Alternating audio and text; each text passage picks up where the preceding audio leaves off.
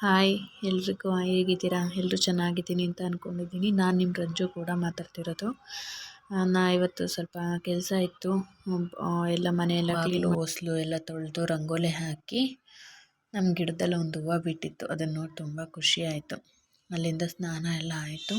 ನನ್ನ ಮಗನ ಬ್ರೇಕ್ಫಾಸ್ಟಿಗೆ ರೆಡಿ ಮಾಡೋಣ ಅಂತ ಚಪಾತಿ ಮತ್ತು ಬೀಟ್ರೋಟ್ ಪಲ್ಯ ಮಾಡಿದ್ದೆ.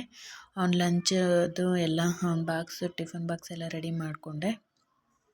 ಚಪಾತಿ ಮತ್ತು ಬೀಟ್ರೂಟ್ ಪಲ್ಯ ಎಲ್ಲ ಬಾಕ್ಸ್ಗೆ ಹಾಕಿ ಅವ್ನು ಪ್ಯಾಕ್ ಮಾಡಿ, ಅವನು ಪೂಜೆ ಎಲ್ಲ ಮುಗಿಸ್ಕೊಂಡೆ. ಅವನು ಹೋಗೋಷ್ಟೊತ್ತಿಗೆ ಪೂಜೆ ಎಲ್ಲ ಮುಗಿಸ್ಕೊಂಡು ನನ್ನ ಮಗನ ಸ್ಕೂಲಿಗೆ ಕಳಿಸ್ಬಿಟ್ಟು ಊರಿಗೆ ಹೋಗೋದು ಸ್ವಲ್ಪ ಕೆಲಸ ಇದೆ ಅಂತ ಹೇಳಿದ್ನಲ್ಲ, ಟೈಮ್ ಆಗುತ್ತೆ ಅಂತ ಅವನು ಬೇಗ ವ್ಯಾನ್ ಬರುತ್ತೆ ಒಂದು ವ್ಯಾನ್ಗೆ ಹಸ್ಬಿಟ್ಟು ನಾವು ಹೊರಟೆ.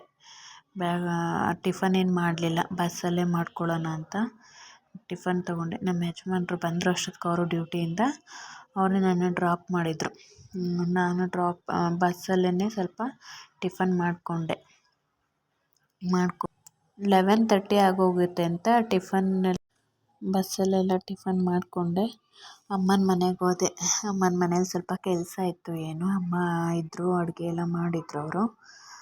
ಎಲ್ಲ 3:30 ಅಮ್ಮ ಮನೆ ಎಲ್ಲ ಕೆಲಸ ಮುಗಿಸ್ಕೊಂಡು ವಾಪಸ್ ಬಸ್ಸಿಗೆ ಹೊರಟೆ. ಬೆಂಗಳೂರಿಗೆ ಬರೋ ಅಷ್ಟೊತ್ತಿಗೆ 6:30 ಆಗೋಗಿತ್ತು. ನನ್ನ ಮಗನು ಟ್ಯೂಷನಿಂದ ಮುಗಿಸ್ಕೊಂಡು ಬಂದಿದ್ದ. ಅವನು